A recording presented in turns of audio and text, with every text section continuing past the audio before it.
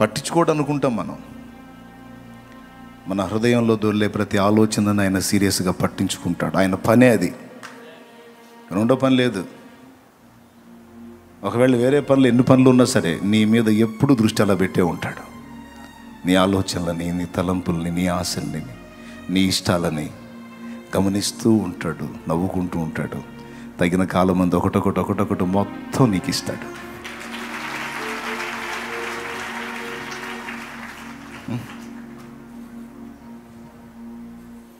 నా అనుభవం నేను చెప్పా. జస్ట్ ఈ ఒక్కటే కాదు, ఇన్ని ఈరోజు కూడా అందుకే చెప్తున్నా, నాకు ఇది ఇష్టం, అది ఇష్టం, నాకు ఇవి జరిగితే బాగుండు, ఇది వస్తే బాగుండు, అది అయితే బాగుండు, ఇలా ఉంటే బాగుండు, ఇది ఇలా కుదిరితే బాగుండు, ఇలా అయితే బాగుండు, అది బాగుండు, ఇది బాగుండు, అన్ని బాగుండులన్నీ ఉన్నాయి కదా నీ దగ్గర. ఈ బాగుండుల లిస్ట్ అంతా ఆయన దగ్గర ఉంటుంది, ఆయన దగ్గర ఉంటుంది. చక్కగా అవన్నీ గుర్తుపెట్టేసుకుంటాడు, భద్రం చేసుకుంటాడు. సరే, ఇది బాగుండు, అది బాగుండు, ఈ బాగుండులన్నీ నువ్వు పక్కన పెట్టేసి ఆయన ఇష్టాన్ని వెతుకుతూ ఉంటావు చూడు. ఇట్లా చేస్తే ఆయన సంతోషపడతాడు, ఇలా చేస్తే నా ప్రభు ఆనందపడతాడు, నేను ఇలా ఉంటే ఆయనకి ఇష్టం, నేను ఇలా చేస్తే ఆయనకి ఇష్టం అని ఆయన ఇష్టాలు వెతుకుతూ ఉంటావే, ముచ్చట పడతాడు, మురిసిపోతాడు. ఆయన ఇష్టాన్ని వెతుకుతున్న నీకు, ఆయన చిత్తాన్ని వెతుకుతున్న నీకు దాచిపెడతాడు. నీ ఇష్టాలను నెరవేర్చడం కోసం దాచిపెడతాడు ఆయన. వెంటనే అందాల్సిందైతే తక్షణమే అందేటట్టు చేస్తాడు. కొంచెం టైం తీసుకోవాల్సి ఉంటే నువ్వు ఆశించిన దాన్ని అలాగా దృష్టించి మౌనంగా ఉంటాడు. తగిన కాలమందు నీకు ఇస్తాడు.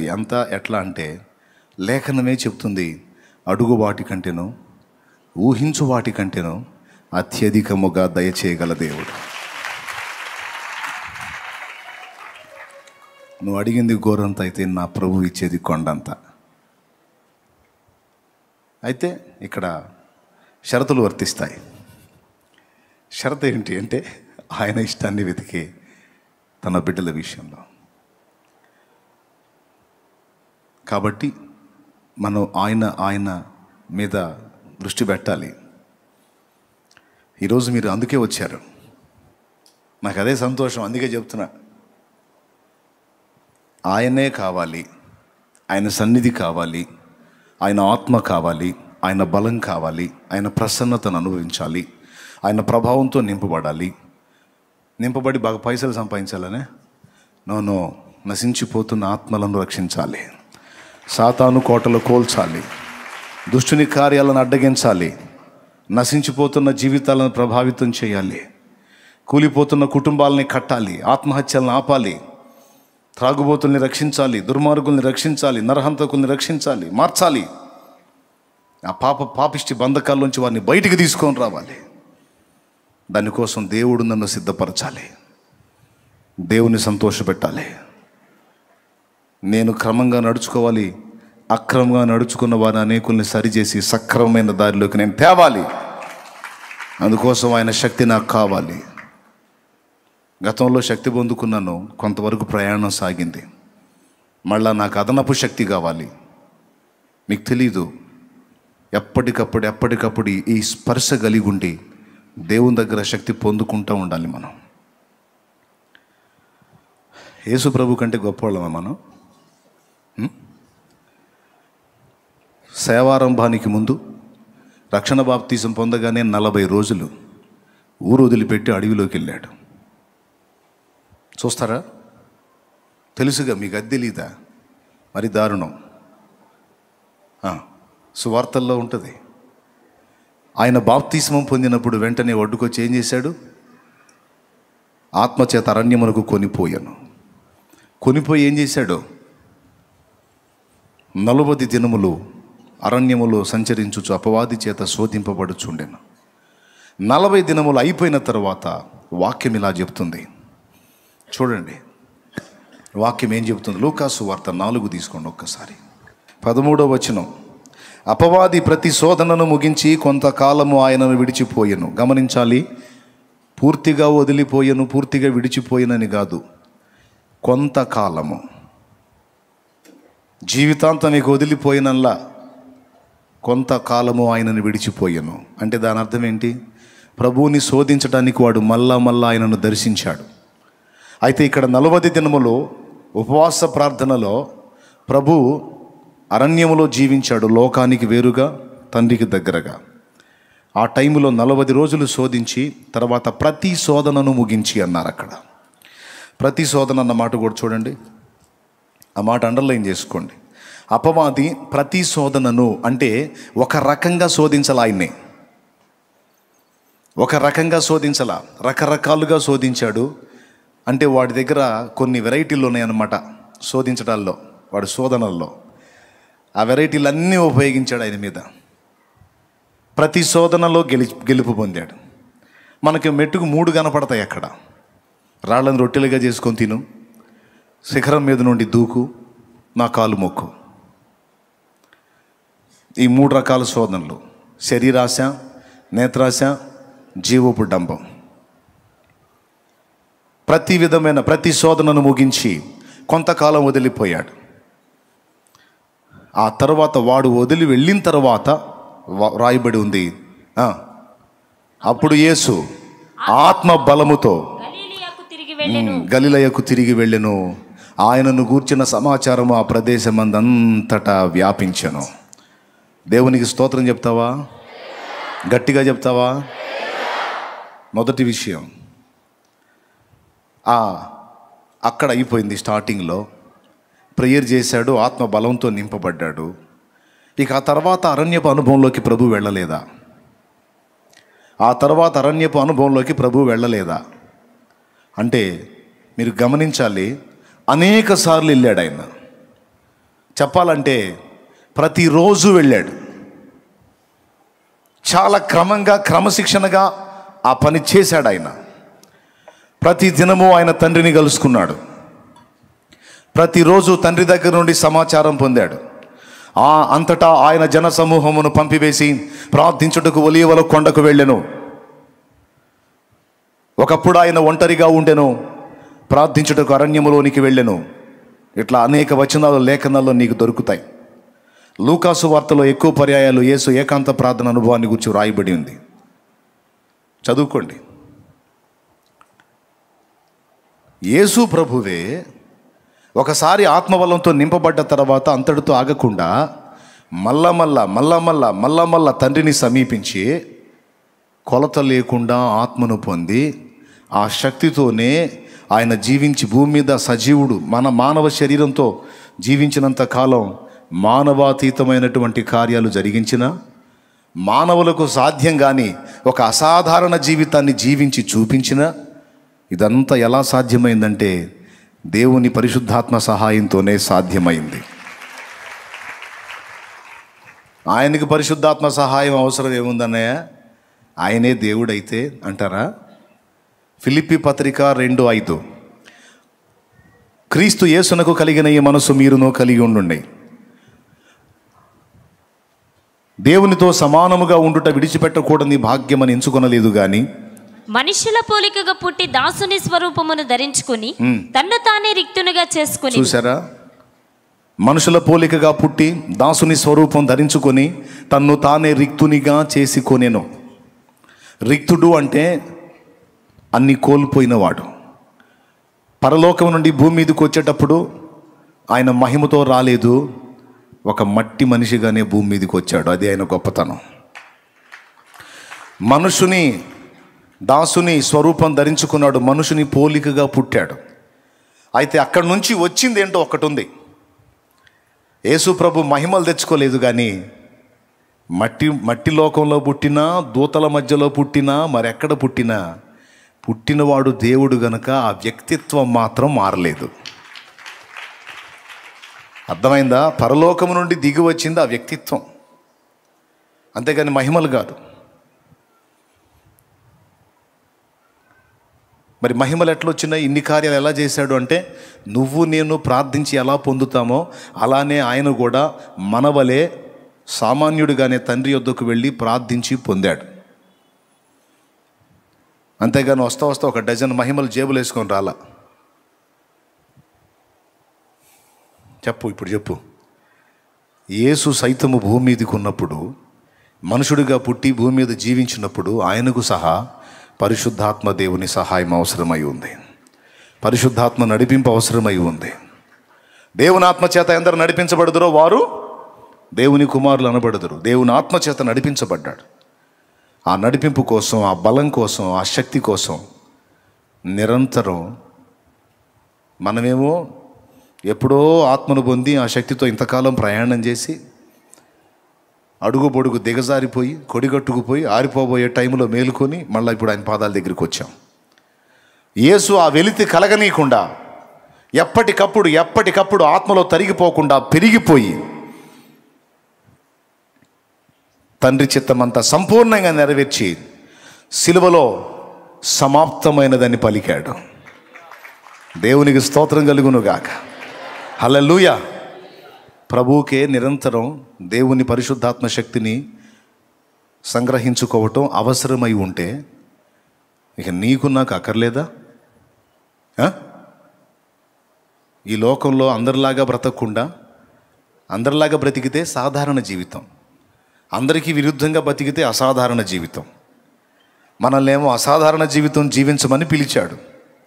అసాధారణ జీవితం జీవించాలంటే మనకు ఎట్లా చేత అయింది? నీళ్ళల్లో బతికే చేప ఒడ్డున ఎట్ట బతికిద్ది? ఒడ్డున బతికే మనిషిని నీళ్ళల్లో వేస్తే ఎట్ట బతుకుతాడు? నీళ్ళల్లో బ్రతికే చేప ఒడ్డును కూడా బతుకుతుంది అంటే దానికి అసాధారణ శక్తి ఏదో లభిస్తుంది. ఒడ్డున బ్రతికే మనిషి నీళ్లలో కూడా బతికున్నాడంటే వానికి అసాధారణ శక్తి ఏదో లభించింది కాబట్టి బతికున్నాడు. అలాగే అందరిలాగానే పుట్టాము, అందరిలాగానే పెరిగాము, అందరిలాగానే బ్రతికాము, అందరిలాంటి అన్ని పరిస్థితులు చూస్తూ ఉన్నాం. కానీ అందరికీ వేరై జీవించాలంటే నీకు నాకు చేతనైద్దా? అసాధ్యం. కానీ అసాధ్యమైన ఆ జీవితాన్ని నేను సాధ్యపరుస్తానుక. ఎట్లా ప్రభువా? నీ శక్తి చేత బలము చేత కాదు, నా ఆత్మ చేతనే ఇది జరుగును. Praise the Lord. హల్లెలూయా. ఈ అవసరత గుర్తించలా చాలామంది దైవ జనులు కూడా గుర్తించలా, విశ్వాసులు గుర్తించలా, సేవకులు పరిచారకులు గుర్తించలా. అది గుర్తించును అర్ధన్యులు.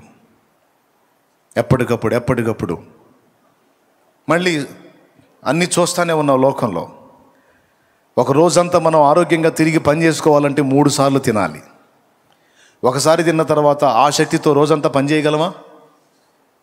పొద్దున తిన్న ఆహారం మధ్యాహ్నానికి జీర్ణం అయిపోతుంది. మళ్ళా జీర్ణ రసాలు ఉత్పత్తి అయిపోయి రే మేత వేయరా అని అడుగుతాయి. పొద్దున వేసాకంటే ఊరుకుంటాయా? సాయంత్రానికి ఏమంటది? ఎరా మధ్యాహ్నం వేయలేదు సాయంత్రం కూడా ఏవా, అట్లయితే నీకు శక్తి ఉండదురా, నువ్వు అడ్డం పడటమే. గమనించు, ఏ పూటకు ఆ పూట ఆహారం తిని శరీరానికి శక్తినిచ్చి ఎలా నడిపించుకుంటున్నావో మన ఆత్మకు కూడా ఎప్పటికప్పుడు శక్తిని సరఫరా చేయనట్లు జాగ్రత్త పడాలి, మెలకువగా ఉండాలి. ఇది భక్తి సాధకులందరూ గ్రహించాల్సిన సంగతి. దానికోసం ఎప్పటికప్పుడు దేవునితో సంబంధాన్ని ఏర్పరచుకొని దేవుణ్ణి కలుసుకుంటూ ఉండాలి. యేసయ్యను తీసుకెళ్ళి అరణ్యంలో అనుభవాలు నేర్పి వదిలాడు. ఆత్మ బలముతో ఎన్నో కార్యాలు చేశాడు.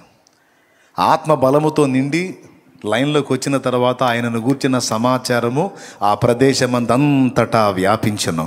అంటే ఇక మహిమ స్టార్ట్ అయింది, వర్క్ స్టార్ట్ అయింది. ఆయన సంచరించడం కాదు, ఆయనను గూర్చిన వార్త వెళ్ళిపోయింది. నువ్వు పరిగెత్తటం కాదు, దేవుని శక్తి పొందుకొని ఒక దగ్గర నువ్వు కూర్చుంటే మొత్తం నీ దగ్గరకు పరిగెత్తుతారు. అది ఇక్కడ విషయం. నువ్వు పరిగెత్తాల్సింది దేవుని పాదాల దగ్గరికి. దేవుని పాదాల దగ్గరికి పరిగెత్తితే ఆయన శక్తిని నీకు ఇచ్చి నిన్ను నిజంగా వెలిగిస్తే, దేవుని శక్తితో నింపబడి నిజంగా నువ్వు వెలిగితే, మరీ ఖాళీగా కూర్చోకుండా కొంత పని నువ్వు చేస్తూ ఉంటే ఆ వార్త దావాలనమే వ్యాపించి అంతకంత అయ్యి నిన్ను కూర్చున్న సమాచారం సిరియా ఎక్కడా, షోమ్రోన్ ఎక్కడా? ఎలీషా షోమ్రోన్లో ఉన్నాడు, సిరియాలో నయమాన్ ఉన్నాడు. బానిస పిల్ల చెప్పింది, షోమ్రోనులో ప్రవక్త ఉన్నాడు, నా యజమానుడైన నయమాను. షోమ్రోనులో ఉన్న ఆ ప్రవక్త దగ్గర కానీ వెళితే ఈ రోగం నుండి విడుదల పొంది బాగుపడతాడని నేను గ్రహించాను అమ్మగారు, మీ ఆయనకి చెప్పండి అని చెప్పింది. బానిస పిల్ల 2 రాజుల్లో 5లో ఉంటుంది. ఇంటికి పోయి నాకు చూడండి, ఇప్పుడు నాకెళ్ళి చూడండి. దేవునికి స్తోత్రం, హల్లెలూయా. చెప్పింది. వచ్చాడుగా నయమాన్ దగ్గరికి. ఎలీషా పోయాడా? ఎలీషా దగ్గర నయమాన్ వచ్చాడా? నేను చెప్తుంది అది. అంటే ఏందనే, మనం తిరగొద్దా, సేవ చేయొద్దా? అబ్బా తిరగొద్దు నువ్వు ఎవరు చెప్పారమ్మా? నువ్వు పోటు పొడుస్తానంటే ఎవరు పొడవద్దు అన్నారమ్మా? పొడు. కాకపోతే ఒట్టిపోట్లు కాదమ్మా, కాస్త గట్టిగా ఉండాల. కార్యం చేస్తే సరిగ్గా ఉండాలంటే ఏం చేయాలా? దేవునితో కలుసుకోవాలా, శక్తి పొందుకోవాలా. శక్తి పొందుకొని బయలుదేరితే అప్పుడు కదులుతాయి ఎక్కడెక్కడ వ్యవహారాలన్నీ. నువ్వు ఆ శక్తి పొందుకోవు, అసలు అది నీలో తరుగైన పోయిందన్న సంగతే నీకు తెలియదు. ఏదో చేయాలని పరిగెత్తి సగం బడ ఊడిపోయా. దేవునికి స్తోత్రం కలుగునుగాక, హల్లెలూయా. సగం బడ ఊడిపోయా, సగం బడ తెలిపోయిపోయా, సాధించింది ఏం లేకపోయా. కాదు, శక్తితో నింపబడాలి. దేవుని శక్తితో మనం నింపబడినట్లు అప్పటికి మనలో ఉన్నవన్నీ కూడా దేవుడు మొదట ఖాళీ చేయాలి. ఖాళీ చేసి ఆయన తన శక్తితో నిన్ను నింపాలి. దేవునికి మహిమ, హల్లెలూయా.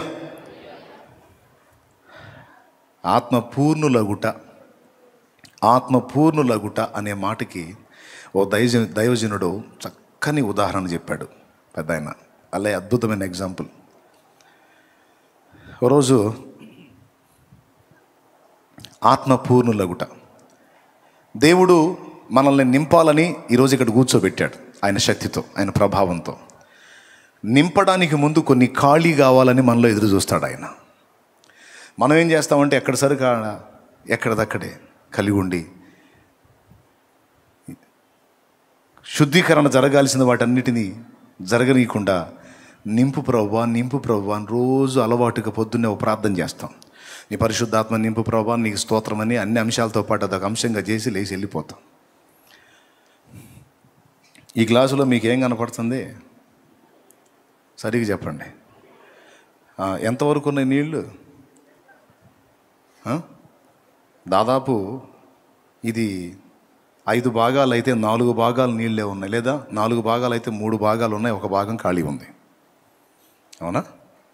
ఇట్లాగా మనం ఆల్రెడీ సరుకుని రకరకాల సరుకుని నింపేసుకొని, మరీ కొంతమంది అయితే కాస్త నీళ్ళు పోయినాయన గ్లాసులో పోసి, థ్యాంక్ యూ.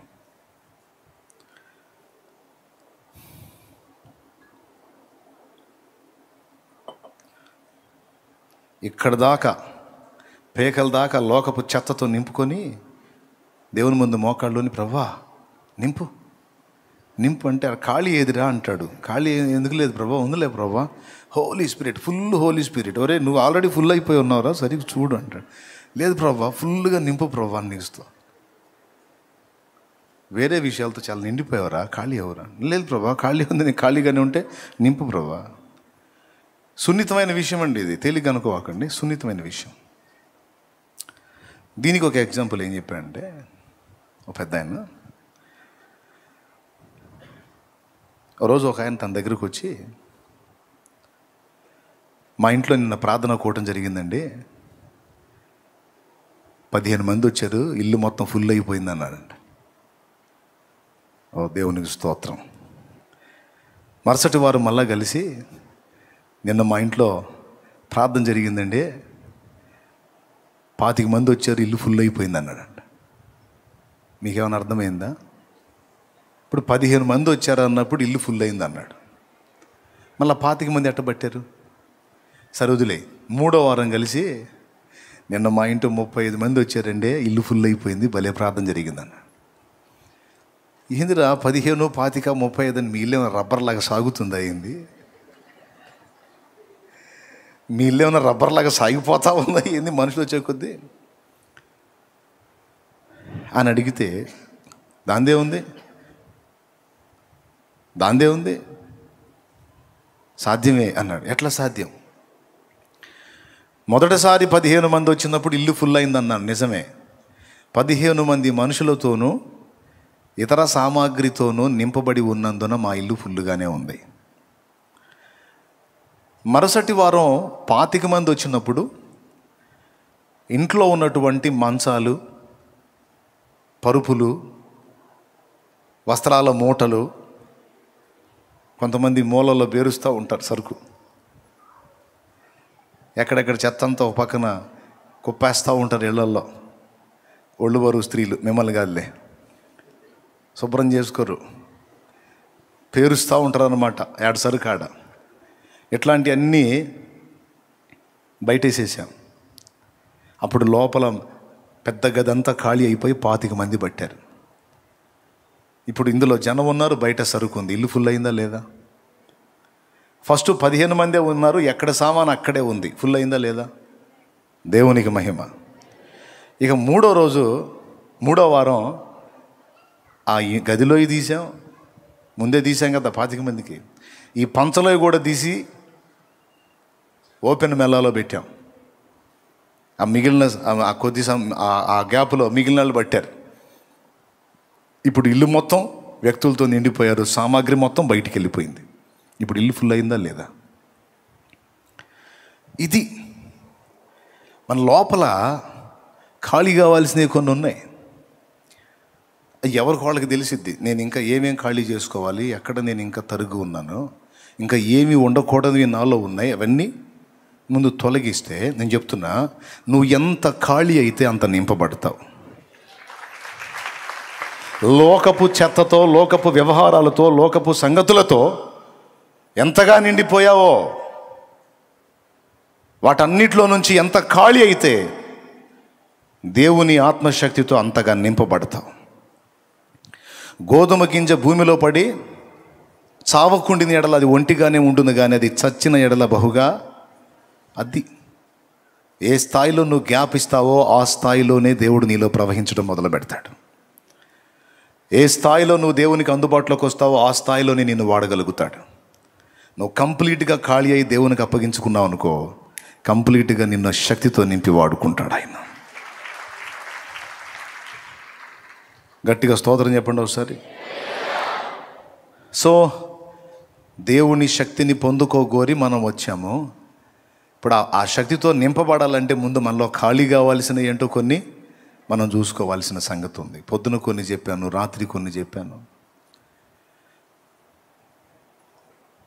ఇలాగా మనకే చెప్తున్నాడా, బైబిల్లో ఎవరికన్నా జరిగిందా అంటే జరిగింది. మోషేని దేవుడు తన పని కొరకు పిలిచినప్పుడు దాదాపు 40 ఏళ్ల ప్రాయములో ఇశ్రాయేలు జనాంగాన్ని విమోచిద్దామని బయలుదేరాడు మోషే. కానీ అప్పటికి మోషే ఖాళీగా లేడు. దేవుని ఏర్పాటు అతనికి తెలుసు, కానీ దేవుని పరిశుద్ధాత్మ శక్తి, దేవుని అభిషేకం అతని మీదకి ఇంకా రాలా. ఎందుకో తెలుసా? ఐగుప్తీయుల సకల విద్యలతో సరుకంతా నింపుకొని కూర్చున్నాడు. మాటల యందు నేర్పరితనం, ఐగుప్తీయుల సకల విద్యల యందు ప్రావీణ్యత పొంది సరుకంతా నింపుకున్నాడు. ఏ సరుకు? ఇశ్రాయేలీల దేవుడైన యెహోవా ఇచ్చిన సరుకు కాదు, ఐగుప్తు సరుకు. ఐగుప్తు అంటే దేనికి గుర్తు? లోకానికి గుర్తు. లోక సంబంధమైనటువంటి సరుకు అంతటితో నింపబడ్డాడు. ఎన్నేళ్ళు? బాల్యం మొదలుకొని 40 ఏళ్ల ప్రాయం వరకు మోషేలో నింపబడిన సరుకంతా ఐగుప్తు సరుకే. స్తోత్రం, హల్లెలూయా. ఆ చివరాఖర్లో తన జన్మ కారణం ఏంటో, తన ఎవరి సంతానమో ఎరిగి వాళ్ళని బానిస శృంఖలాల్లోంచి బయటికి తీసుకొని రావాలనే బాధ్యత తన భుజాల మీద దేవుడు ఉంచాడని ఎరిగి ఈ ఐగుప్తు సరుకంతా ఎక్కడిదక్కడ లోపల పెట్టుకొని తాను ఉన్న ఫలంగా వెళ్ళి వాళ్ళని బయటికి తేవాలని చూశాడు. నేను చెప్పనా, ఆ పని మోషేను చేయనీలా దేవుడు. ఒకవేళ అలాగున మోషే ఆ పనికి వెళ్ళినట్టయితే నేను చెప్పనా, ఐగుప్తులోంచి ఇశ్రాయేలీని బయటికి తేవటం కాదు, మొత్తాన్ని నాశనం చేసి ఆడబెట్టేవాడు.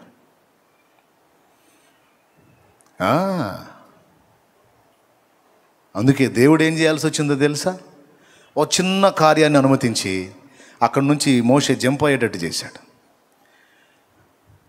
పక్కకి తీసుకెళ్ళాడు మోషేని. ఎక్కడికి తీసుకెళ్ళాడంటే అరణ్యపు అనుభవంలోకి తీసుకెళ్ళాడు. 40 ఏళ్ళు 40 ఏళ్ళు నింపబడ్డ సరుకుని మోషేలో ఖాళీ చేయడానికి మరో 40 ఏళ్ళ టైం తీసుకోవాల్సి వచ్చింది దేవుడు.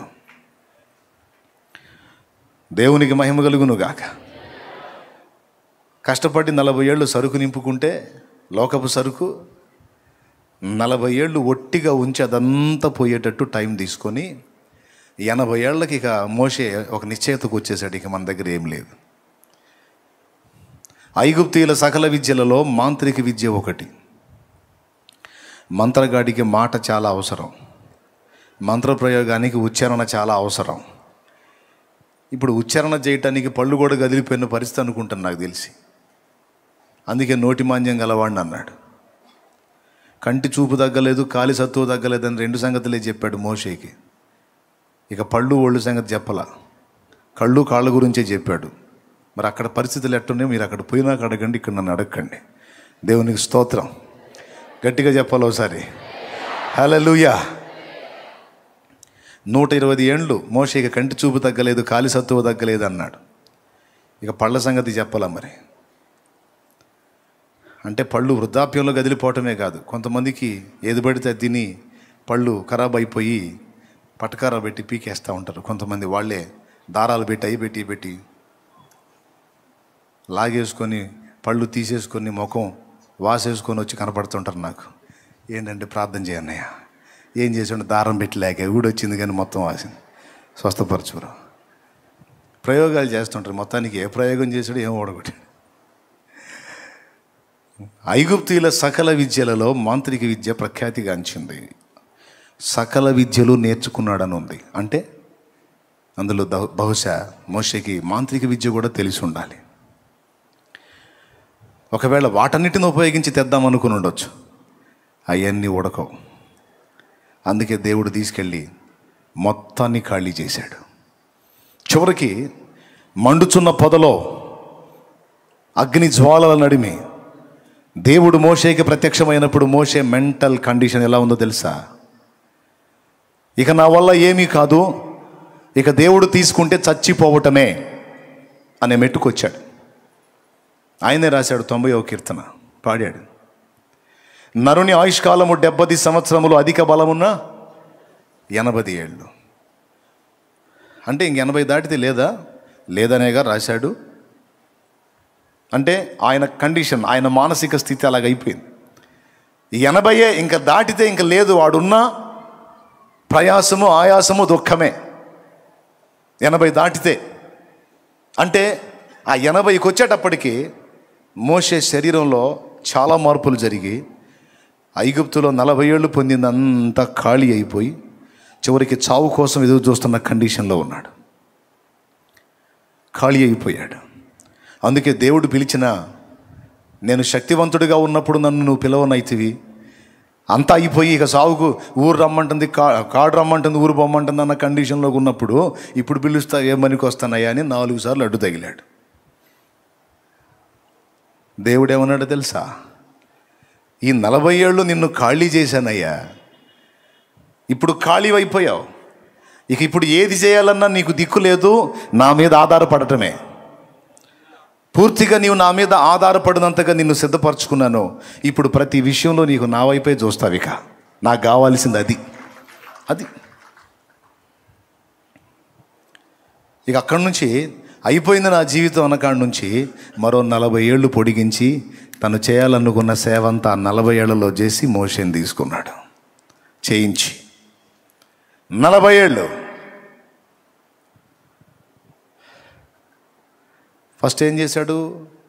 దేవుని శక్తితో మోషేని నింపక మునుపు మోషేని ఏం పని చేశాడు? మోషేలో అన్నిటినీ దొళ్ళగొట్టే పని చేశాడు, ఖాళీ చేసే పని చేశాడు 40 ఏళ్ళు.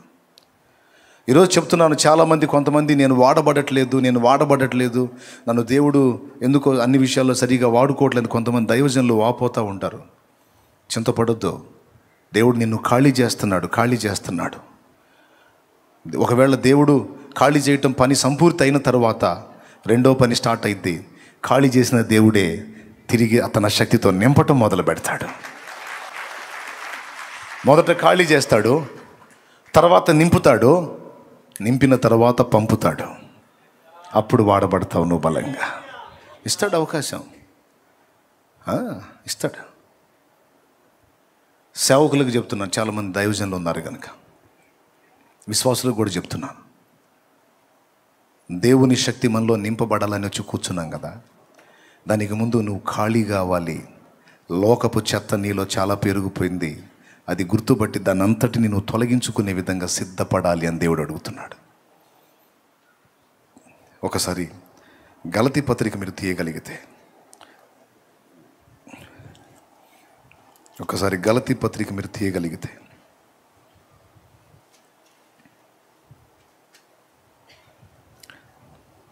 మొదటి అధ్యాయము 15, 16, 17 వచనాలు చూడు.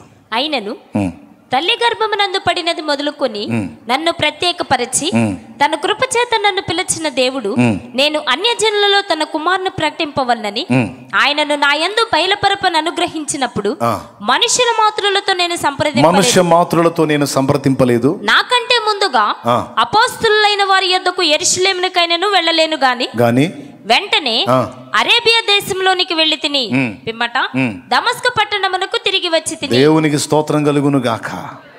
హల్లెలూయా. తర్వాత అటుపైన 3 సంవత్సరములైన తరువాత కేఫాను పరిచయం చేసుకున్న వలనని యెరూషలేమునకు వచ్చి అతనితో కూడా 15 దినములుంటిని. చూడండి, పౌలు పిలువబడినప్పుడు, పౌలు దేవుని దర్శనం పొందిన తరువాత, దేవుని పిలుపు అందుకున్నప్పుడు వెంటనే అతను ఎక్కడికి తీసుకెళ్ళబడ్డాడో చెప్పాడు. అరేబియా దేశమునకు కొనిపోబడ్డాను అన్నాడు. అరేబియా దేశం కొనిపోబడ్డ తరువాత, తిరిగి వచ్చిన తరువాత, మరో 3 సంవత్సరాలు గడిచిన తరువాత కేఫాను కలుసుకున్నాడు. దేవునికి మహిమ. అంటే దేవ దర్శనం పొందుకున్న తర్వాత, దైవ ప్రత్యక్షత పొందుకున్నాక, దేవుని వాక్కు పొందుకున్నాక వెంటనే వెళ్ళి అపోస్తలుని కలుసుకొని వెంటనే సేవలోకి హడావుడి కాలేదు. కానీ ముందు అక్కడి నుంచి అరేబియా దేశంలోకి వెళ్ళాడు.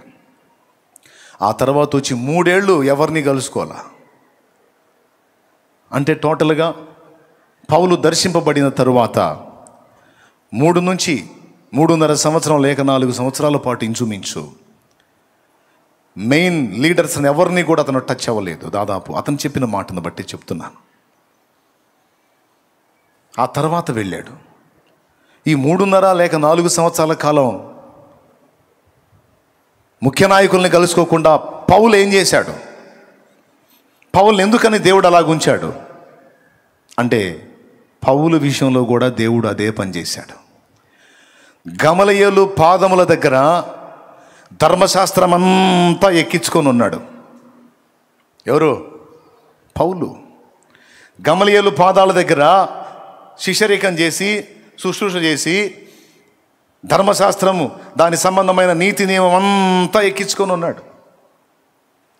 అదంతా ఖాళీ చేయటానికి కొంత టైం దేవుడు తీసుకున్నాడు. ఖాళీ అయిన తర్వాత దేవుడు తన ప్రభావంతో, తన శక్తితో నింపి పౌలుని అద్భుతంగా వాడుకున్నాడు. ఎంత అంటే, 1 కొరింథీ 3లో పౌలే చెప్తాడు, మహనీయుడు, నేర్పరి అయిన శిల్పకారుని వలె. నేర్పరి అయిన శిల్పకారుడు, మంచి పనితనం కలిగిన శిల్పకారుడు ఎలాగో నన్ను అలాగ చేశాడు సంఘపు పునాదుల విషయంలో నా దేవుడు అన్నాడు.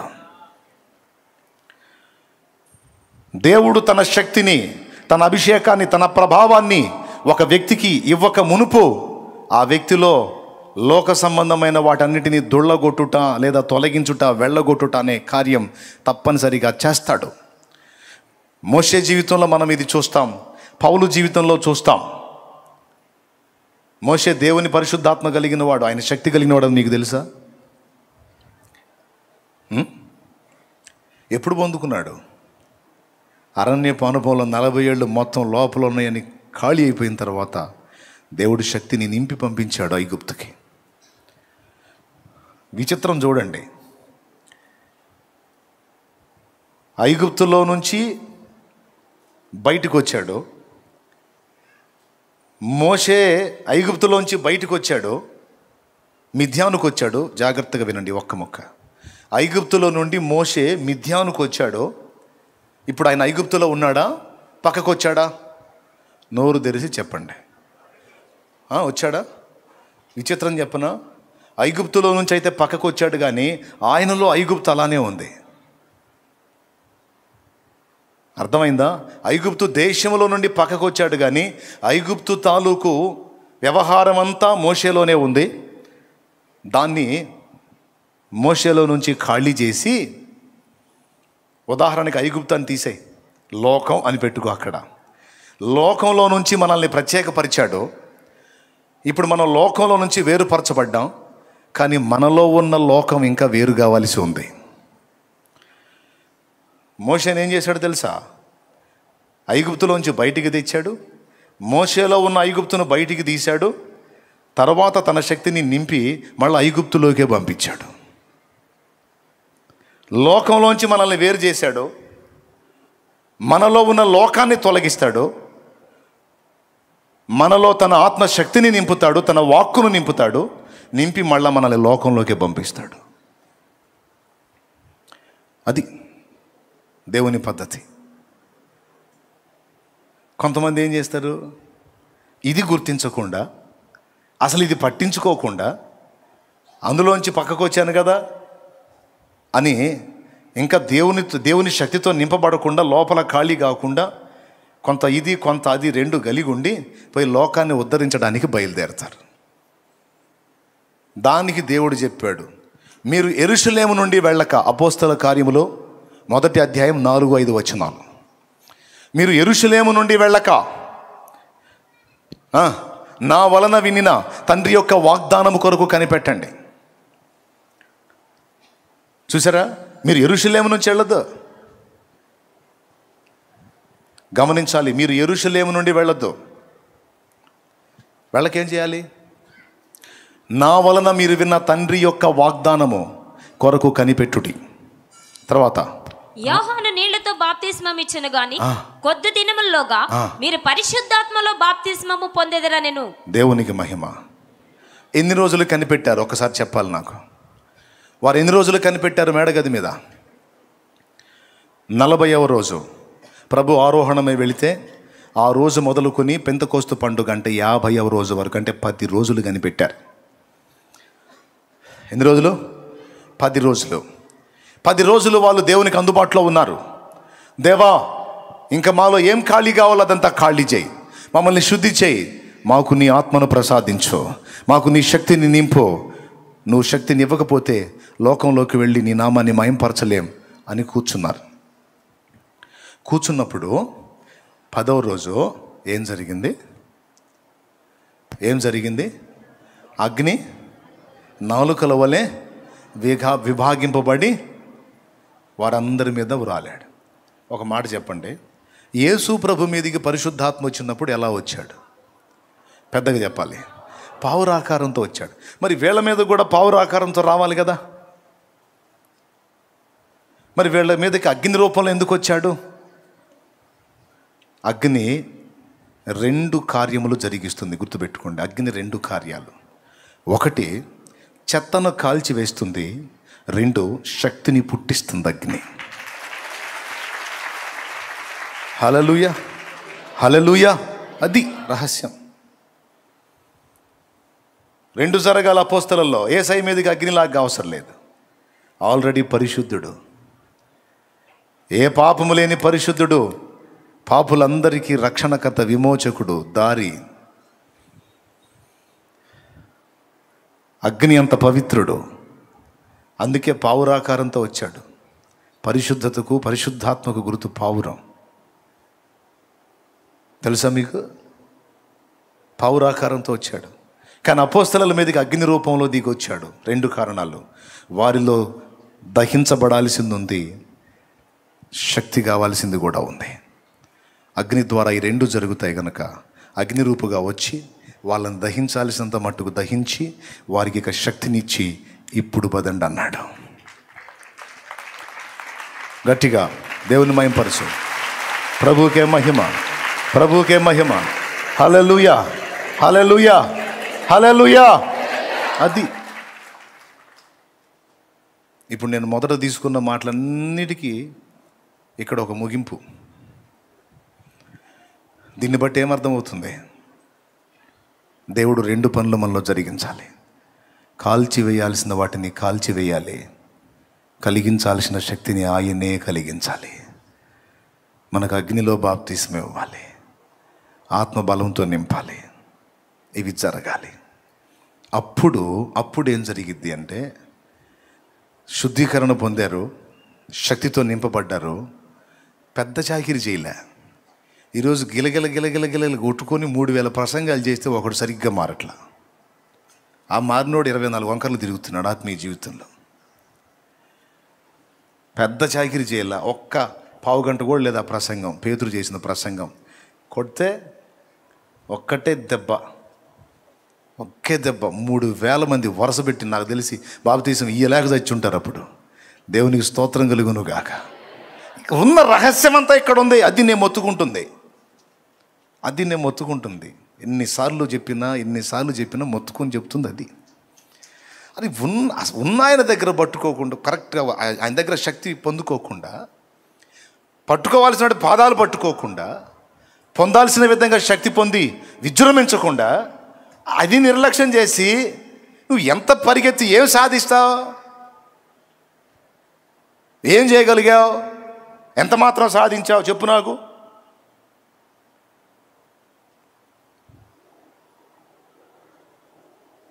ఈరోజు గందరగోళం అయిపోతున్నాం. చాలా సులువుగా దేవుని పని చేశారు వాళ్ళు. చాలా తేలిక, సింపుల్గా. పరిశుద్ధాత్మ సహాయం ఉంటే నీకు పెద్ద అసాధ్యమైనది చాలా సింపుల్గా అయిపోయింది. ఆత్మాభిషేకం పొందినోడి రహస్యం అది. అది ఈటెలు, కత్తులు, డాళ్ళు, బళ్ళాలు, బరిసెలు తీసుకొని ఇశ్రాయేలుకు జై అని 40 రోజుల నుంచి మొత్తుకుంటున్నారు. ఒట్టి జైలే. యుద్ధం చేసింది లేదు, గెలిచింది లేదు. ఏమేమి తీసుకొని ఉన్నారు? కత్తులు, ఈటెలు, బళ్ళాలు, బాణాలు, బరిసెలు, గందరగోళం, అన్ని సరుకంతా పెట్టుకొని కూర్చున్నారు. ఎవరు తక్కువ వాళ్ళు కాదు, వాళ్ళెవ్వరు వలగాల. ఆత్మశక్తితో నింపబడ్డాడు. జస్ట్ అందరి గాలి ఒక్క దెబ్బకి నిలువున తీశాడు. నాకు తెలిసి ఫిలిస్తీయులకు అవమానం ఏమో కానీ ఆ ఇశ్రాయేలు సైన్యం గాలి, సౌలు గాలి మొత్తం తుస్సుమని పోయింది దావీదు చేసిన పనికి. అంటే వీళ్ళందరికీ అన్నీ ఉండి కూడా అసాధ్యమైన ఒక పెద్ద పని దేవుని పరిశుద్ధాత్మ ప్రభావంతో నింపబడిన వాడు చిన్న రాయి తీసుకొని తొలగించి, ఏముంది దీనికోసం 40 రోజుల నుంచి గందరగోళం అయ్యారు మీ బొందా అన్నాడు. దేవునికి స్తోత్రం కలుగును. అది అది ఎట్లా సాధ్యం అవుతుందన్నా నీకు అంటే ఇంకా కాస్త గీరినా సరే నీకు సమాధానం రాదు. ఎట్లా సాధ్యం అన్నా నీకు, ఎట్లా సాధ్యం అన్నా అంటే నాకు సాధ్యం నేను చెప్పానా? అయిన సాధ్యం అంతా ఆయన వల్లనే అయింది, ఆయన శక్తి వల్లనే అయింది, ఆయన బలం వల్లనే అయింది. అందుకే నేర్చుకోమని చెబుతున్నాను. అట్లా కాకుండా ఇంకెవడేం ట్రిక్కులు చేస్తున్నాడు, ఎవడేం ప్లే చేస్తున్నాడు, ఎవడేం గ్యాంబ్లింగ్లు చేస్తున్నాడు, మనం కూడా ఈ రూట్లో పోతే ఏమన్నా కాస్త వర్కౌట్ అయిద్దా, కాస్త లైన్ అవుతాం. ఈ దిక్కుమాల ఆలోచనలు తీసి దెబ్బలో కొట్టి కాస్త ఒరిజినల్గా దేవుని శక్తి పొందుకొని, ఒరిజినల్గా తైలం పొందుకొని ఫలించడానికి ప్రయత్నం చేయండి అని పిలుపునిస్తున్నాడు దేవుడు. చెవులు గలవాడు ఆత్మస్వరం వినుగాక. హల్లెలూయా. కాబట్టి దీన్ని గుర్తిరిగి జాగ్రత్త పడదాం. ఎంత తేలిగ్గా చేసేసారు చూడండి. ఒక రౌండ్లో 3000 మందే, ఇంకొక రౌండ్లో చిన్న అద్భుతం, ఒక కాళ్ళు లేని వాళ్ళు లేపి నిలబెట్టారు అంతే. ఇంకేం చాకిరి చేశారు వాళ్ళు? ఏమైనా చేశారా? వాళ్ళకై వాళ్ళు ఏమన్నా చేశారా చెప్పండి మీరు? ఊరక వాళ్ళు తోలుబొమ్మలాగా అటు పోతున్నా ఇటు వస్తున్నా సరే, వాళ్ళు నీడబడ్డా సరే వాళ్ళని బాగు చేశాడు. రోగుల్ని బాగు చేసి ఈ మామూలు మనుషుల్ని, ఈ మత్స్యకారుల్ని, ఈ సామాన్యుల్ని ఒక గొప్ప ప్రభావంతో కూడిన వ్యక్తుల్లాగా ఆయన చూపించాడు.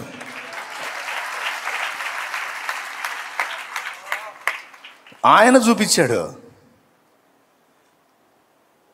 చూపిస్తే అప్పటిదాకా అసలు ఎవరు పట్టించుకోలేదు. ఆ తర్వాత వీళ్ళు పోతుంటే పేతురు గారు ఇదిగో మిమ్మల్ని ఆపమండి, మీ దారిని మీరు పోండి, అసలు మిమ్మల్ని ఆపం మేము, జస్ట్ మీ నీడ పడితే చాలండి, రోడ్డు పక్కన మంచాలు వేసుకుంటామండి. ఏంట్రా బాబు మీరు సరిపోండి, ఎట్లా కానీ సరే ఏంది యోహాన్ ఏ సంగతి అట్లా జరిగిందా? ఈ నీడ తగిలితే వాళ్ళు వేసి కూర్చుంటున్నాడు. దేవునికి స్తోత్రం కలుగును గాక. హల్లెలూయా. ఒక ఉజ్జీవం, ఒక విస్ఫోటనం, ఒక ప్రభావం, ప్రభంజనం, ఒరిజినల్ శక్తి. తోలు బొమ్మలే వాళ్ళు దానికోసం ఎంత చాకిరీ చేశారు నాకు చెప్పండి మీరు. ఈరోజు ఒక మీటింగ్ పెట్టాలంటే మనకి ఎన్ని కుస్తీలు. స్టేజీ కట్టాలా, లైటింగ్ పెట్టాలా, మైకులు కట్టాలా, స్పీకర్లు పెట్టాలా, లక్షలు తేవాలా, ఎన్ని వందలు వేలుగా లక్షలు కావాలా, మళ్ళా మరి పబ్లిసిటీ కావాలా, అయ్యగారిది పెద్ద ఫోటో వేయాలా, స్థానిక పాస్టర్ వరద బాధితులాగా చిన్న ఫోటో వేసుకోవాలా. దేవునికి స్తోత్రం కలుగునుగా. హల్లెలూయా. మరి అంతే కదా, అంత హడావుడి గందరగోళం చేయాలా? ఇంతసేటు చేసి ఇంత గందరగోళం చేసి 3 రోజులు గోలగోలు చేస్తే ఎంతమంది కదిలించబడ్డారబ్బాయి అంటే అది వేళ్ల మీద లెక్కేయచ్చు. వాళ్ళకి మైక్ గొట్టాలు లేవు, స్పీకర్ బాక్సులు లేవు, బ్రాండెడ్ స్పీకర్లు లేవు, ఏమండి ఫారెన్ స్పీకర్లు లేవు, లే. ఇప్పటికీ నాకు అర్థం కాదు, ఆ పేతురు మాట్లాడితే అన్ని వేల మందికి ఎట్టిన పడిందో నాకు అర్థం కావట్లా. ఎట్లని పడి ఉంటుంది అంటారు మీరు చెప్పండి ఒకసారి. ఏ సౌండ్ సిస్టమ్ లేకుండా 3000 మంది ప్రజలకు వాక్యం అందించటం సాధ్యమా? ఎప్పుడు రాలేదా మీకు ఈ డౌట్? వచ్చిందా? ఏం సమాధానం వెతికారు దానికి? నేను చెప్పనా? పరిశుద్ధాత్మ అగ్నితోనూ మంచుతోనూ పావురంతోనూ రకరకాలుగా పోల్చబడ్డాడు. ఆ పోలికల్లో వాయువు, గాలి, అర్థమైందా? వాయువు తన దాసుడు నిలబడి మాట్లాడుతున్నప్పుడు ఒక పక్క తన దాసుని వాడుకుంటానే ఈ నోటి నుండి వెలువడేటువంటి మాటలు ఉన్నాయే, వాయువు ద్వారా వింటున్న వారి చెవుల్లోకి వెళ్ళేటట్టు చేశాడు ఆయన. పరిశుద్ధాత్మ కార్యమే అది, అదంతా పరిశుద్ధాత్మ కార్యమే. నువ్వు కావాలంటే చూడు, గాలి వాళ్ళకి నిలబడి మాట్లాడు, సౌండ్ సిస్టమ్ లేకుండా అందరికి వెళ్ళిపోయింది మాటలు. ఏం విజయ్ పదా ట్రై చేయి. దేవునికి మహిమ. మరి ఏ వాళ్ళు నిలబడి మాట్లాడితే ఆ ఎన్నోళ్ళ చెవుల్లోకి వెళ్ళిందో, ఎంత వెళ్ళినా వాళ్ళకి నిలబడి ఎంత మాట్లాడినా అన్ని వేల మందికే. యేసయ్య మాట్లాడినప్పుడు అన్ని వేల మంది విన్నారు. ఏ స్పీకర్లో ఉన్నాయండి? ఏ సౌండ్ సిస్టమ్ ఉంది? ఈరోజు 100 మంది చర్చికి కాస్ట్లీ స్పీకర్లే లక్షలు ఉండేదేమో 100 మందికేమో అంత కాస్ట్లీ. అంత కాస్ట్లీ పెట్టి మొత్తుకున్నా ఎవడు కదలటల్లా. అది కాస్ట్లీ స్పీకర్ లేవు, ఏమీ లేవు. మనకన్నా ఈ ఆకులు రేకులన్నా ఉన్నాయి, వాళ్ళకి అవి కూడా లేవు. దేవునికి స్తోత్రం కలుగును గాక. హల్లెలూయా. అమ్మో, ఏం కదలిక, ఏం ఉద్యోగం. ఒరిజినల్గా పరిశుద్ధాత్మ సహాయం. భక్తులను వాడుకొని పలికించిన వాడే పలికిన వాక్కులన్నీ వినేవాళ్ళ చెవుల్లోకి, హృదయంలోకి వెళ్ళేటట్టు చేశాడు. అందుకే పొడవబడి ఒక రౌండ్లో 3000, మరో రౌండ్లో 5000, కదిలి ఊళ్ళు కదిలిపోయినాయి. దేవునికి మహిమ. నువ్వు దేవుని కొరకు ఒక మంట మండాలంటే రూట్ ఇది. నిజంగా ఒరిజినల్ ఉద్యోగం నువ్వు చూడాలంటే రూట్ ఇది. దేవుని బిడ్డలారా, దేవుని చిత్తం నెరవేర్చగోరే వారలారా, దేవుని కొరకు ఆసక్తి కలిగి ఉన్న వారలారా, దేవుని కొరకు ప్రభావంతో నేను వాడబడాలని ఆశిస్తున్న వారలారా, గుర్తించండి. పరిశుద్ధాత్మ ప్రభావంతో వచ్చి ఒక విత్తనం వేసి వెళ్ళాడు అంతే. తోమా జస్ట్ ఒక అగ్ని అట్లా రాజేశాడు, ఎప్పటికీ మండుతూనే ఉంది. చూడండి, దాన్ని ఆర్పటం ఎవ్వడి వల్ల కాల. మతోన్మాద శక్తులు ఈరోజు కొత్త కాదు. తరతరాల క్రైస్తవ సంఘ చరిత్రలో మతోన్మాద శక్తుల తిరుగుబాటు, క్రైస్తవ్యాన్ని అణిచివేయాలనుకోవటం, బైబిల్ని లేకుండా చేయాలనుకోవటం, క్రీస్తు సువార్తను నిర్మూలన చేయాలనుకోవటం ఈరోజు కొత్తగా, ఈరోజు ఏదో మురిగే రకాలు మురుగుతున్నాయని ఇది కొత్తగా ఇప్పుడు చూసేవాడికి ఇది కొత్త. తరతరాల సంఘ చరిత్రలో ఇవన్నీ పాత సంగతులే. ఆగినాయా? సుబ్బరావమ్మ పాటలు పాడా. మూర్ఖులకు తెలియదు క్రైస్తవ్యం పుట్టుక, క్రీస్తు శిలువ శ్రమలలోనే పుట్టె సంఘ కన్యక. మత మూర్ఖులకు తెలియదు క్రైస్తవ్యం పుట్టుక, క్రీస్తు శిలువ శ్రమలలోనే పుట్టె సంఘ కన్యక. ఘోరమైన శ్రమలైన మాకు కొత్త కాదురా, ఘోరమైన శ్రమలైన మాకు కొత్త కాదురా. ఒక మనిషిని చంపితే 1000 మంది అగునురా, ఒక జ్యోతిని ఆర్పితే 1000 జ్యోతులెలుగురా. దేవునికి మహిమ. బొల్లపల్లిలో సుబ్రహ్మ హతసాక్షి అయినప్పుడు దేవుడిచ్చిన తలంపులతో పాడిన పాట, ఆ జ్ఞాపకార్థంగా అట్లాగా రాశాం. దేవుడిచ్చాడు తలంపు, అందులో దొరికింది అద్భుతమైన చరణం. ఆరిపోయారా? వాళ్ళ చేత అయిందా? ఆర్పాలనుకున్న వాళ్ళందరూ ఆరిపోయారు. వాళ్ళ పక్కన వాళ్ళ కింద జ్యోతులు పెట్టి అశ్రుతాంజలి అని పెట్టారు. దేవునికి స్తోత్రం, స్వర్గస్థులైనందుకు చింతిస్తున్నామని పెట్టారు. క్రీస్తు సువార్త జ్యోతిని ఆపాలనుకున్న వాళ్ళకి జ్యోతి ప్రజ్వలనం గావించి పక్కన ఇటు ఒక జ్యోతి బొమ్మ, అటు ఒక జ్యోతి బొమ్మ, మధ్యలో ఆడి ఫోటో. దేవునికి స్తోత్రం. అర్థం కాలేదా? సూర్యుడైనా ఆరిపోవును, సూర్యుడైనా ఆగిపోవును, సువార్త మాత్రం సాగిపోవును. ఆ సూర్యుడైనా ఆగిపోవును, సువార్త మాత్రం సాగిపోవును. అదిగో నా నావ బయలుదేరుతున్నది, అందులో యేసు ఉన్నాడు. ఆ నావలో క్రీస్తు ఉన్నాడు, ఆ నావలో క్రీస్తు ఉన్నాడు. దేవునికి మహిమ. పరిశుద్ధాత్మ శక్తితో నింపబడి ఎక్కడో కేరళలో ఒక కొంచెం అగ్ని, తమిళనాడులో కొంచెం అగ్ని స్టార్ట్ అయ్యి ఈరోజు భారతావని అంతా సువార్త కోసం పరిగెత్తుతూ ఉంది. మొత్తం తిరిగారా?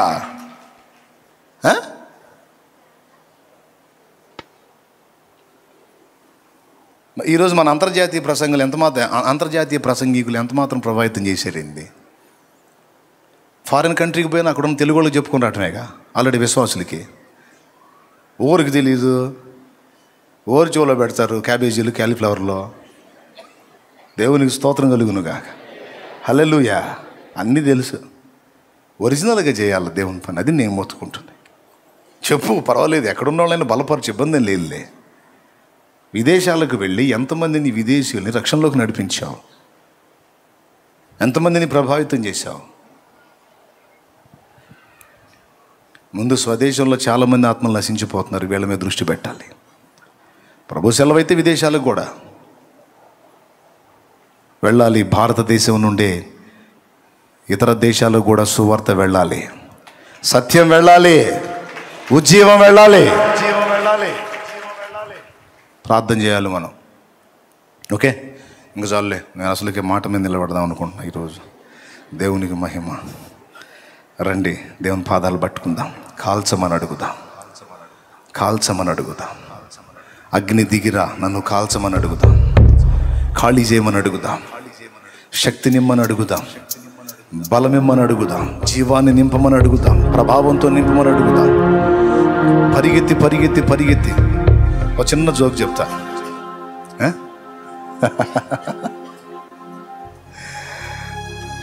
రాత్రంతా నడి సముద్రంలోకి వెళ్ళి వల్లేశారు కదా, ఒక్క చేప కూడా పడలా.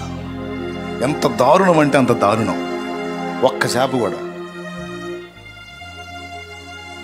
మరి కనీసం ఒకటన్నా పడిద్దిగా, ఒక్కటి కూడా పడలా.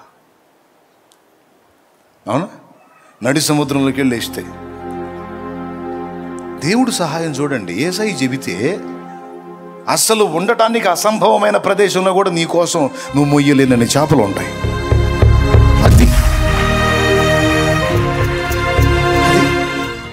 ఆశ్చర్యం ఏంటంటే పేతురికి ఏం అర్థం కాక 2 దోణెలు నింపబడినంతగా ఒక దోణెలో ఎక్కనిస్తే పక్క దోణిలో కూడా నింపి పెట్టాడు 2 అంతలో.